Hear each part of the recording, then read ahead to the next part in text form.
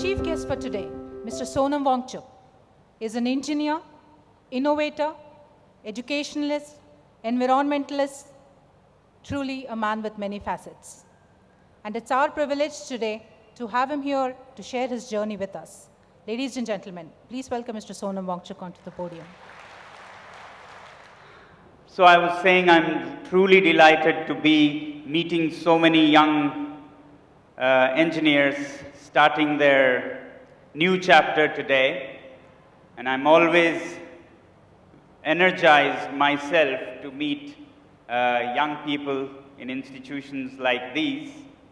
First of all, I congratulate you all for coming to such an institute of eminence, as I have been learning since this morning. And I'm sure it's going to be an exciting journey of 4 years and beyond for all of you. Well, I'll share a bit of my own learnings from my life with you. Some of these may help you, steer through this life. And it's always good for an elder to share to the younger, and thereby we don't repeat mistakes that one makes, and we make faster progress. I'll weave some messages in my own life journey. Through different incidents, I'll try and share with you about students, parents, faculty, and our outlook in this confusing world of today, where progress and damage to the environment all come in a mixed bundle, and it often becomes difficult for us to choose a path that is good for all. So, personally, I was born in a very tiny village in Ladakh, so tiny that it had only 5 households, and therefore no school. This normally is considered very unfortunate or sad that there is no school, but let me tell you, in my case, that was perhaps the best thing to happen, because when you don't have schools, it's not that children don't learn. They actually learn in many, many ways than just through teachers, classrooms, and textbooks. In fact, I think no school is always better than a bad school. Yeah? So I had a childhood where I didn't have a school to go, but I had plenty of stimulations for my mind to learn from various things like farmers who would plant seeds in the spring, and I would observe those. And I always tease my friends who have been to school, saying that when you were learning about, roots and shoots of a plant from faded pages of a textbook, I was seeing seeds go into the ground on the farms, roots go down, shoots come up, and leaves unfurl without having to learn the mumbo-jumbo of L-E-A-F, leaf, and L-E-A-V-E-S, leaves. Yeah? Today I find much of the essence of learning, grasp of concepts, is lost in alien languages like English. And I was lucky to be spared of that. Much more so because I was lucky to be left to myself in a way to grow, observing nature, climbing trees, jumping into streams, playing with animals, children, and above all, learning from my own mother in my own mother tongue. Cannot tell you how important it is for a child to be nourished not only with mother's milk, but the mind with mother tongue. And I was so happy to hear that you have a strong mother tongue component in the campus. I truly congratulate you for that. Why I'm saying this is my discovery. When you have good grasp of your own language, one language, it doesn't take long to acquire other languages. I picked up English along the way, Hindi and so on, starting with no school in a village. I ended up speaking some 9 languages, and they were picked when they were needed. So when I had to go on a mission to Nepal, I learned Nepali in 6 months. When I had to study postgraduate earth architecture course, I picked up French in 2 months before the course and during the course. You don't have to sacrifice a child's childhood for a language.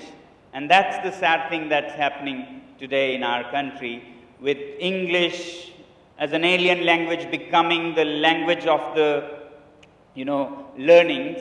And we make so much of it that we sacrifice a lot of childhoods in this path.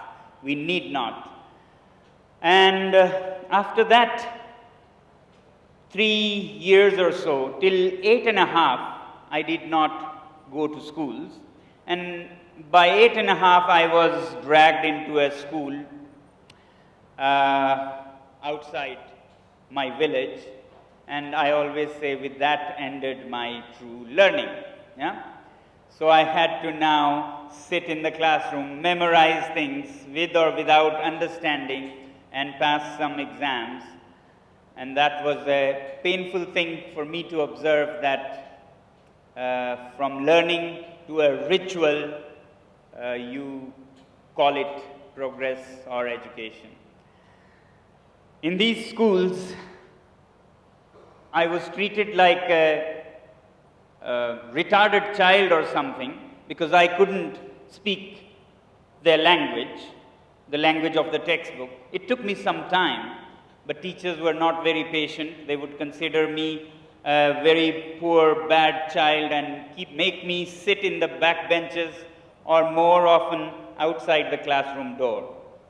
So today I laugh at it by saying that was the only way I was an outstanding student in my childhood. Yeah? But of course, children's minds work in more interesting ways than we know. I very soon caught up in the languages, in all kinds of subjects and extracurricular activities and so on. By 11th standard, I was doing very, very well, as good or better than most other students, but I didn't know what I wanted to do. And my friends were very clear. They wanted to be doctors or engineers, and I didn't know why.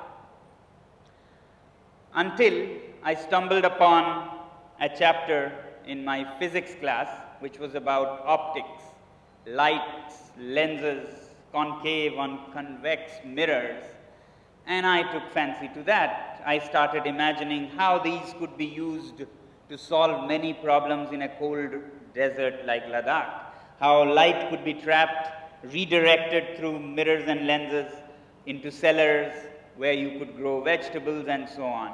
And I started asking around, where do you study more about this? And an uncle of mine, who was an engineer, told me that it's mechanical engineering. So my decision was made to study mechanical engineering. So I chose this stream because of a reason, because of a problem that I wanted to solve, rather than to become an engineer. And the first year of engineering was a lot of fun. It went very smoothly, like I'm sure it will go for you. What the beauty I remember of the course was that in the first year you had interdisciplinary common courses for all branches, and even sociology, ethics, and humanities. These are so good today, I think.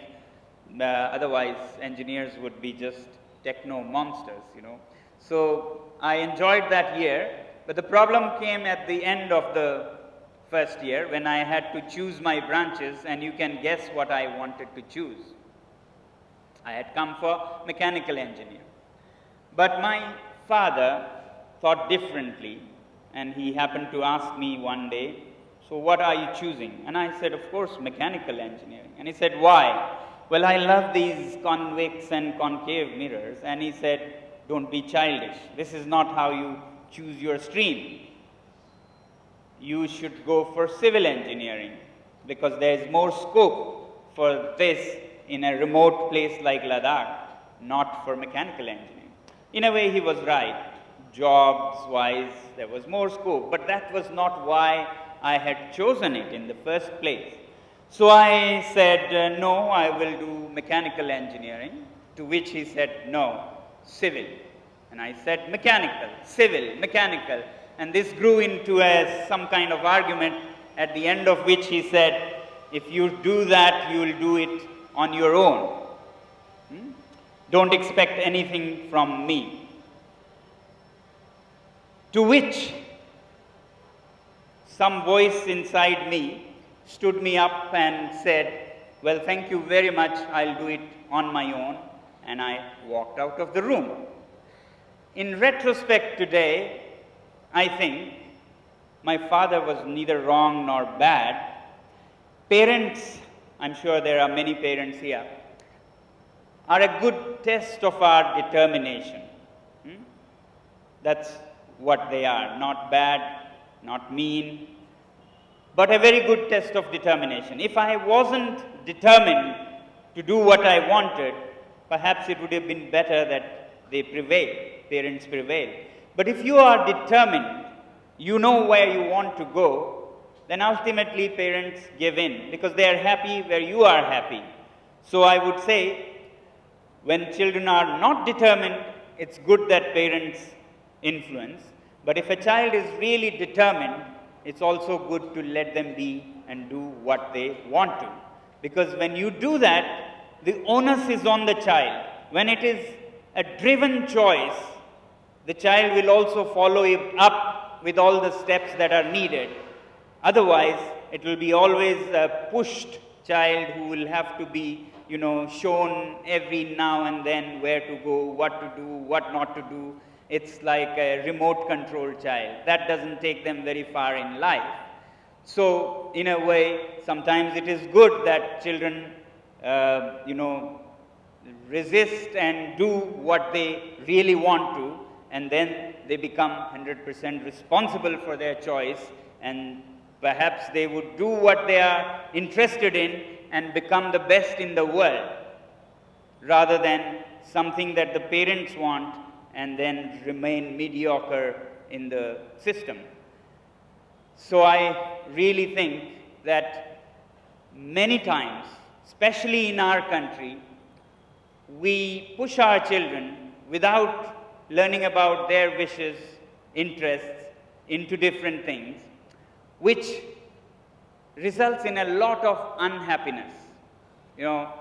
Somebody who wants to become a teacher might be pushed to become an engineer, and because you can afford coachings and cracking of these objective type questions, so on, you might even become, but you become then an unhappy engineer. And behind every unhappy engineer, somebody who was going to be a happy engineer is forced to become, say, a soldier, but an unhappy soldier.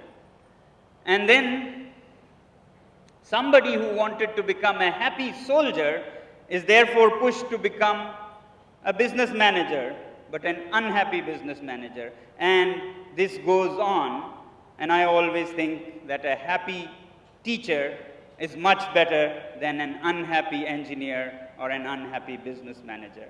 So it is very important that people find happiness in what they choose, and parents support their choice in those fields where they are happy. Because when you are happy, you put in much more than you need to, and then you become the best in the world. A happy engineer from India can easily become the best engineer in the world. But unfortunately, very often, we have more of not so clear not so determined just because of the social status of this field or that field, even in engineering, this branch or that branch. Rather than our own inner calling, we choose for what parents or their friends or their relatives will think of our choices. And then we end up paying the price for a long life, and we end up not becoming the best in our own fields. So therefore, I really hope that you have all come for the love and the dream of your life, because if you do, then you can make so much progress in that chosen field. And I very much wish for you an exciting 4 years in your fields, and if you haven't, then it is still time to choose the right path so that you can lead a happy, inspired, energized life. So therefore, parents can play a great role in supporting what a child is all about. Now, in my case, as I was saying, I stood my ground to do mechanical, and I told you it was against the comfort of my father paying all my expenses and myself having to pay 3 years of engineering, which is not the cheapest thing, as you would know. I chose that because I didn't want to swap my dream. Now, to say thank you was easier. Harder thing was to know how I will support my engineering. That took me to teaching, because that was the only thing that I could do at that age. So I decided I'd go back to Ladakh in my vacations and teach students, especially maths and science, students who were themselves tormented by a very poor education system, where you wouldn't have teachers.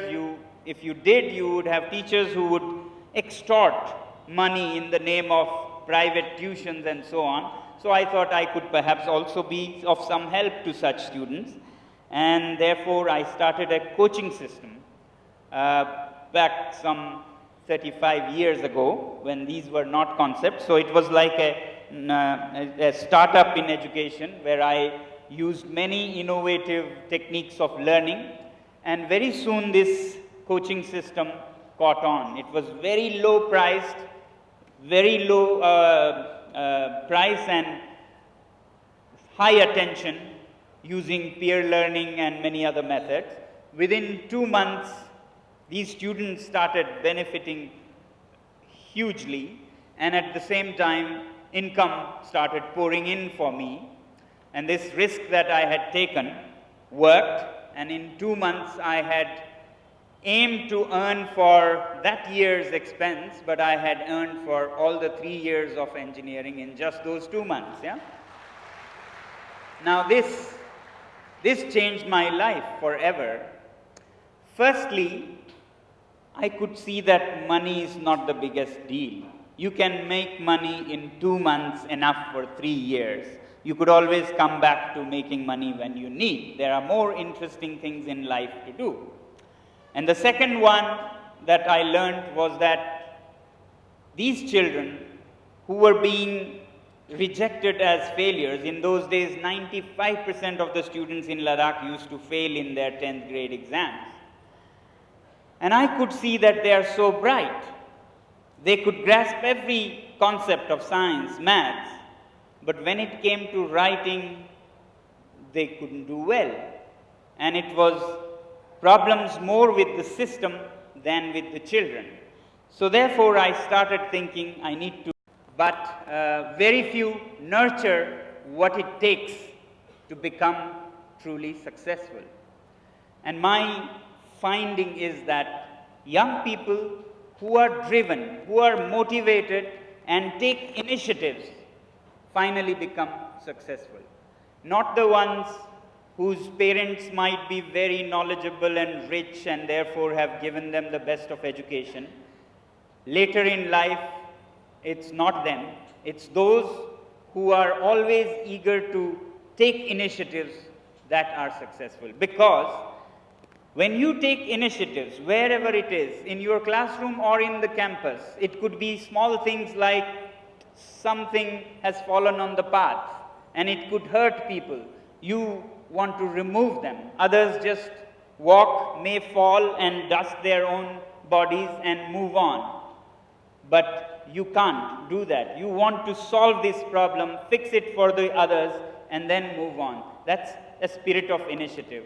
If your class needs to do some activity and nobody is talking about, you take the initiative to speak to the students, speak to the faculty, and start a new activity. That is initiative.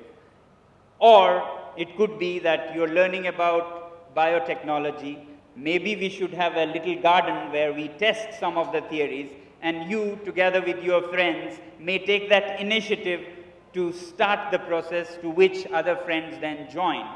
What I have seen is that young people who take initiative, very few do. Most look at others. If they do, I'll do. Not these are leaders, will be leaders, but those who say nobody's doing but I will do, I will take the initiative. Because those who have initiative taking in their blood or can bring it, it can be acquired. You can self-guide yourself. Those who take initiatives take also actions. And the mantra goes, those who take actions gain experience. Because those who take actions may make a mistake and then succeed later, but invariably they would develop experience. Initiative leads to actions, action leads to experience. And people who have experience of good, of bad, of success, of failure, it doesn't matter if it is failure, it is a very good experience. Failures teach us how to do it right next time. So experience, whether it is of failure, and better it is if you have experience of small failures than a big failure much later. So when you have experience from actions that have resulted in success and failure, this experience gives you confidence. Confidence cannot come without experience. And experience cannot come without actions. And actions happen when you take initiatives. And those with experience and the resulting confidence finally achieve success. And of course, success leads to more confidence, more success, and that's a virtuous cycle that goes on. So in short, I would say, build in yourselves this initiative taking. Even when others are not even talking about it or are hesitant, you be the one who leads, who takes initiative to do whatever small to big things, changes in the classroom, in the campus, in wherever you see, whatever, in your own village when you, or city, wherever you come from. Solving problems needs initiative. Engineers, after all, are problem solvers. And to solve problems, you cannot without a sense of initiative. So if you go on this path of taking initiative, taking responsibility, it leads finally to success. Now finally, I would like to share a little bit about what kind of engagements and problem solving we need to do today in our country and in the world. I go to many engineering colleges, IITs and so on. Sometimes I feel a little disappointed in these tech fests and technology shows and so on. Our best of institutes, I see, are gung-ho about, making robots fight or racing drones and so on. While those may be good, it's interesting to try your hands, but those are not the problems that our people face in our country. In America and in Europe, maybe they have dealt with their problems of drinking water, toilets, garbage disposal, and so on. So now their young people are left with no apparent problems to solve. So they can perhaps afford to race drones and make robots fight. But our country has many more problems than those problems, and it would be really amazing if you engage yourselves in such challenges also. It's good. I saw this morning that you have an automotive team doing racing cars and so on. Nothing wrong. In the right proportion to the nation's challenges, it is good. But beyond a point, I would like to see equal pride in teams that have formed themselves around the toilet team. The toilet team of RV College, finding solutions to how toilets can be used in our country, because toilets hold a lot of solutions for the country. You know, I don't know if you know, more water is wasted in flushing toilets than in drinking and washing clothes and all of those put together. A country like ours cannot ape Europe, where they may have plenty of water, but I don't think it's working for them also to adopt the same. The more toilets of that kind we have, the more shortage of water we'll face. So, some system, some college could pride in and present in tech fests of how they have solved the problem of water in toilets. Secondly, it's a very important key technology area, I think, because toilets also hold the answer for fertilizers and manures. In Ladakh, where I come from, we live in very harsh climates. Our farms feed the people, but the farms are fed by the human waste. The human waste, in a very scientific way, is decomposed and becomes nourishing manure for the farms. Goes to the farm, comes on the table, becomes waste, is decomposed, goes to the farm. It's an eternal, healthy cycle. Now we, aping the West, break that cycle, farm to the table, and then from the table, the human waste goes into all the streams or underground, pollutes the underground water, kills the lakes, and so on, causes lots of problems. On the other hand, the farms need nourishment. So what do you do? Where do you get the nourishing food for the farm? It needs nitrogen, it needs phosphates, it needs potassium. All of those are in the waste that we humans produce. After all, it came from the farm, it can go back to the farm.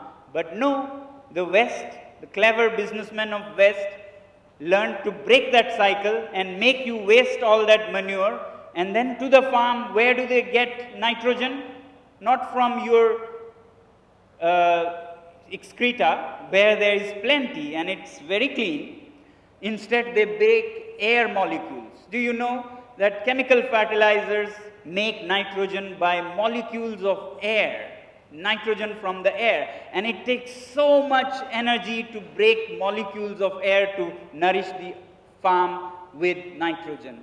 And to do that, you get your energy from power plants, thermal power plants, all kinds of nuclear power plants to break the air molecule to feed the farm. And now you are surprised that the earth is going the way it is. When you are belching smoke with your thermal power plants, all the consequences of these, you have to deal with those problems. Then the problem you started to solve. All you needed was nitrogen. There's enough nitrogen in your pee, in your urine, that the farm could have prospered.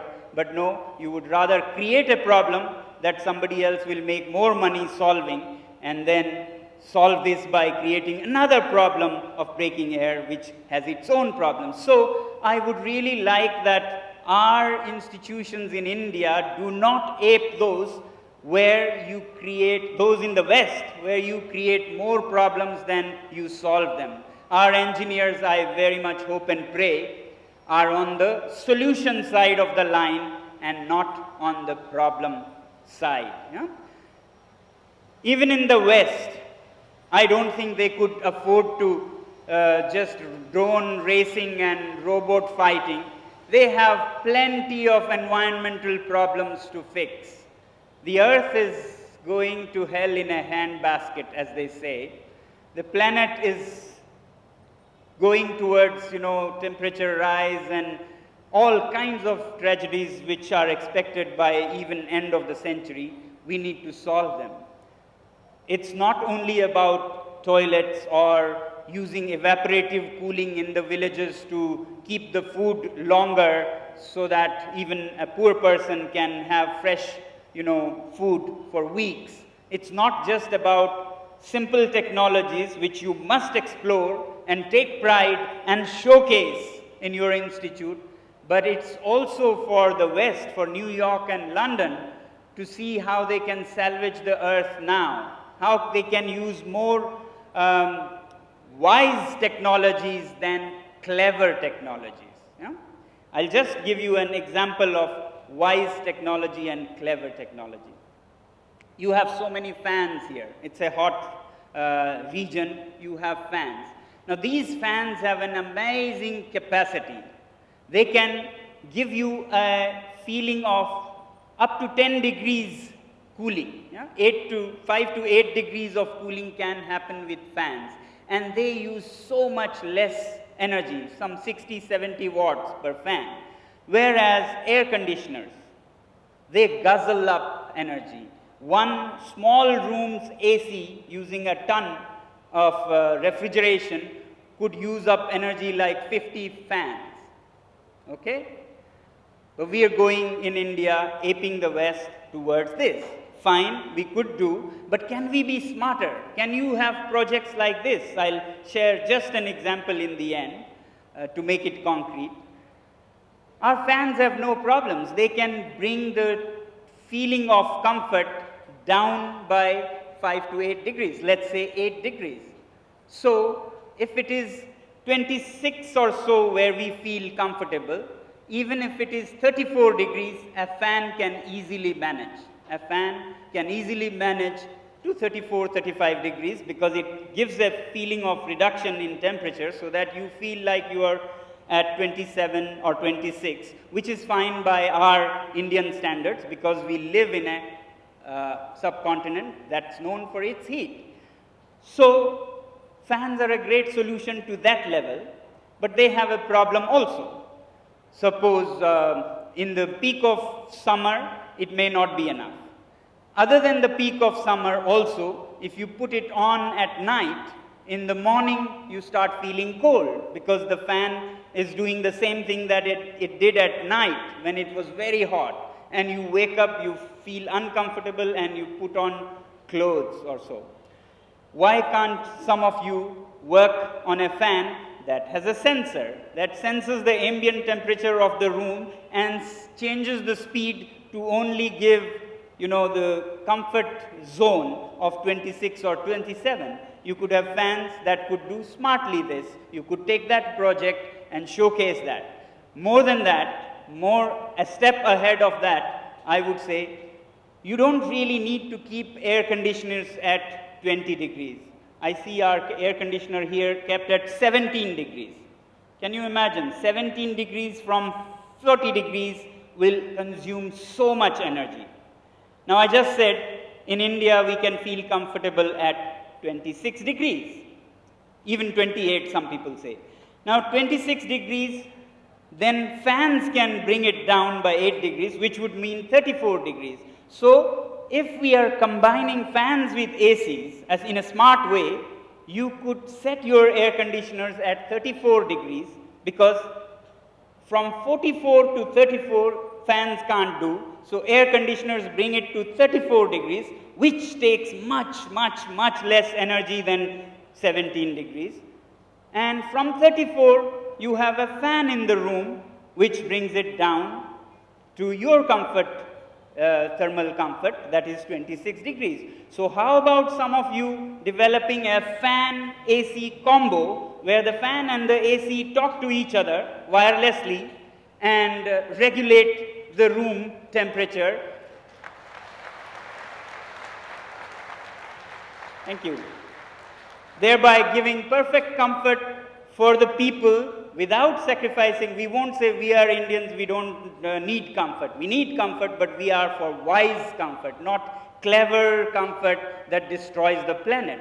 You could reduce the energy bill of the nation by half if, or much more, if you can develop newer concepts that the West then can learn from us, you see. They have had money, and I think they have used more money than their brains. Yeah?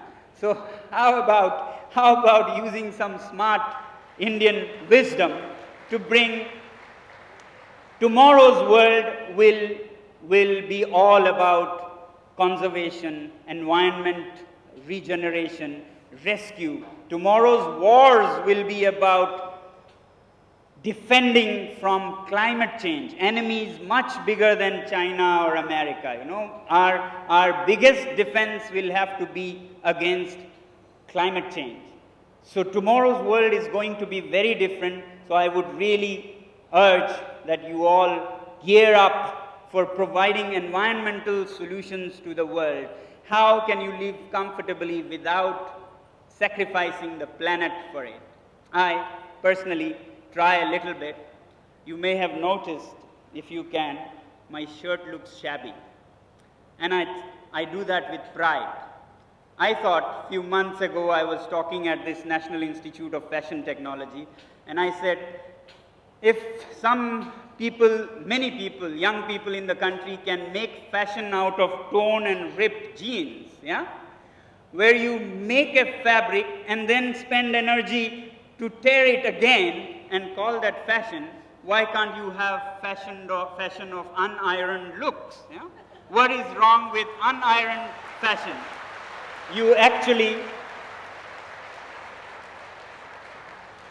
You're serving a purpose. Every time you iron a cloth at roughly 1 kilowatt to 2 kilowatt for say 15 minutes, you're using up energy that a small household will use for 4 days to light up the whole house.